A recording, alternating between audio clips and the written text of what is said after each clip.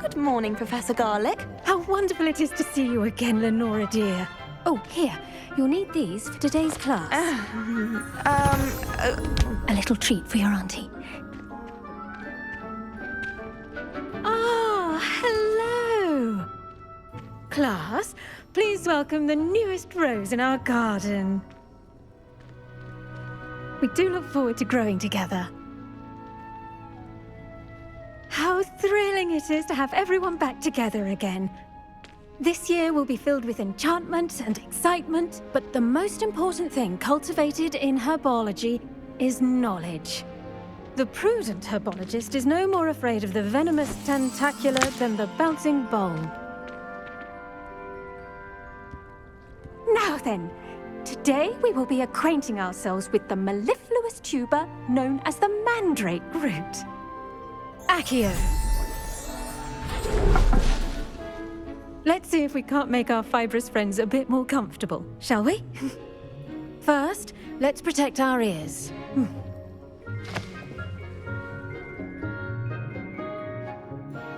Now, everyone, grip their mandrake by the tendrils and give it a firm tug.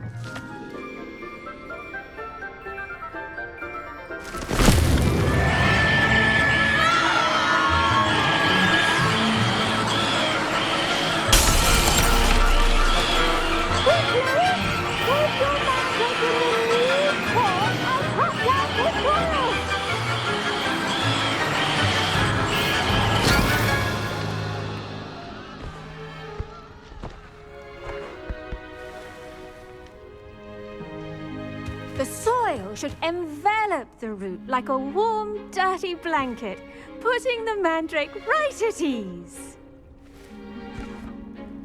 Reparo! I'm very sorry about that. Yours was a bit mature, I'm afraid. All right then, off you go. Splendid work, everyone.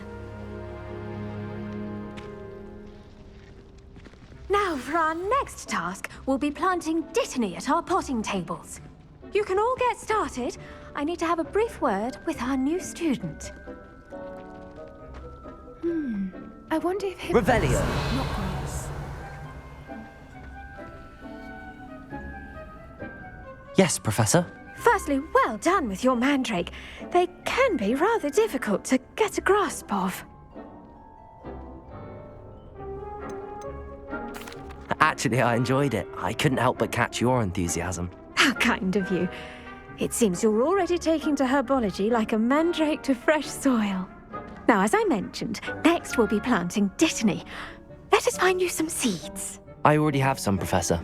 Picked them up in Hogsmeade. You visited the Magic Neep. Wonderful! A prepared student is bound to bloom. I've arranged for you to have your own potting table here in the classroom. Wasn't easy to spare one on such late notice. Plant the seeds there now, and you can return to harvest them later. Even with soil, sunlight, and a bit of magic, they will take time to grow. Let's see how to balance my star thistle arrangement. Niffler's fancy. Dittany's restorative properties make it a vital ingredient in the Wiggenweld potion, as you all should know from Professor Sharp's class.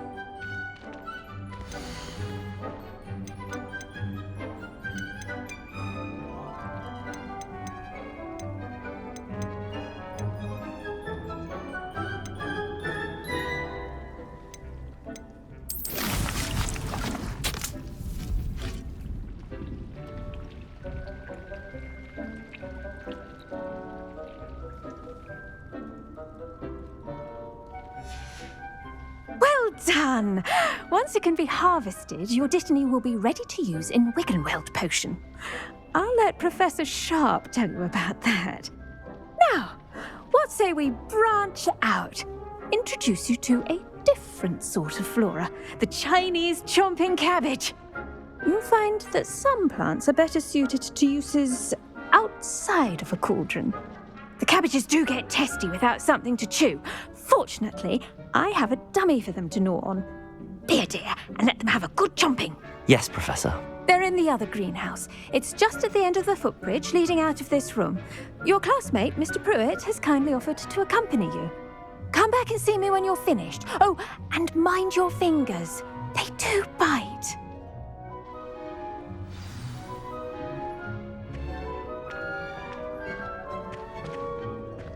Revelio. Hello. Saw you on your way to Hogsmeade the other day. Nice to meet you. I'm Leander. I'll be showing you the Chinese chomping cabbages. Up these stairs will take us there, but your lead. Nice work in Defense Against the Dark Arts, by the way. Excuse me? Your duel with Sebastian! And he's good. Thinks he's really good. But you outright slaughtered him. It was brilliant. Oh. Well, thank you. I nearly put Sebastian in his place myself. Revelio. I would have, if Hecate hadn't stopped me. Didn't she stop that dragon skull from crushing you? Typical Slytherin trick, dropping a dragon skull on someone during a fight. Weak grip. Here we are, home of the Chinese chomping cabbage. Go on. Now, see that dummy? Just toss the cabbages at it, and they'll do the rest.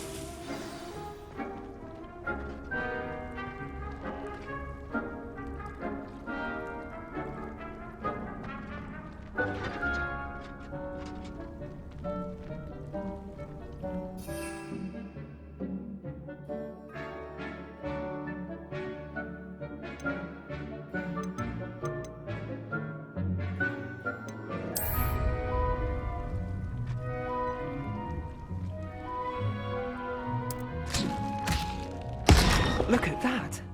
They'll chomp on anything they can get their mouths on.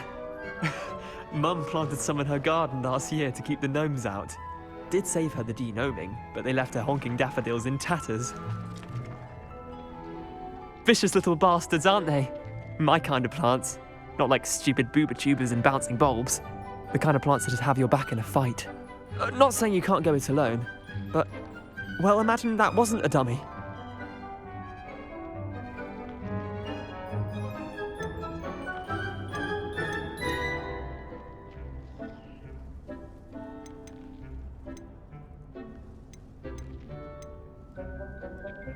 I suppose they could prove useful outside of the greenhouse. Nothing wrong with a bit of backup, even if it is from a cabbage. It's chaos out there. Trolls in Hogsmeade and such. You can't be above throwing a cruciferous vegetable if necessary. Dogweed and deathcap has more of them, if you're keen. Other plants too. Ones your parents wouldn't plant in the garden. You get the idea. Anyway, we probably ought to head back to class. Take your time. I'll see you back in class.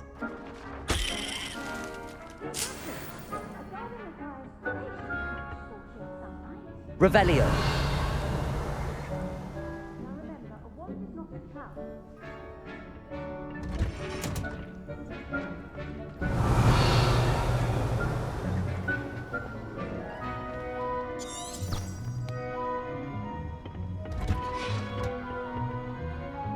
And with that helpful reminder as to why we should always wear our dragonhide gloves, I shall end our lesson here.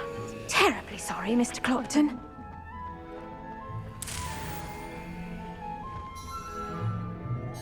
I tended to the Chinese chomping cabbages, Professor.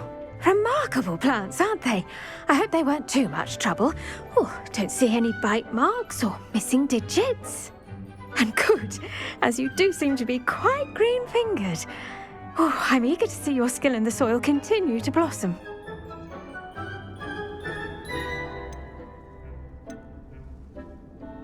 Magical plants have so much to offer. I'm eager to learn more. I'm glad. Herbology is a bounteous subject. Tend to your garden, and it will tend to you. Well, I suppose that's everything. Do come by for a chat sometime. I so enjoy checking in with my new students.